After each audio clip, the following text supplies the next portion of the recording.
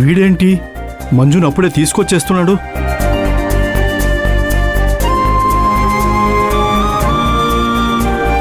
ఏమ్మ మంజు, ఆరోగ్యం బాగుందా?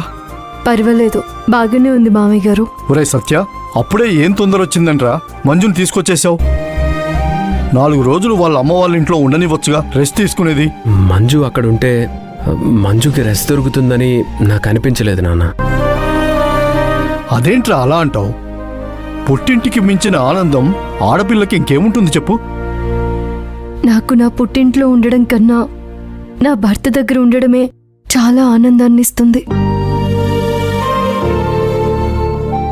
అది మంజుకి అమ్మగారిల్లే నాన్న, కాదనను. కానీ ఆ ఇంట్లో త్రిపుర అనే రాక్షసు ఉంది. ఓ, ఆ రాక్షసి మనుషుల్ని మానసికంగా ప్రశాంతంగా ఉండనివ్వదు. నిజమే సత్య, నేనా త్రిపుర విషయం మర్చిపోయాను.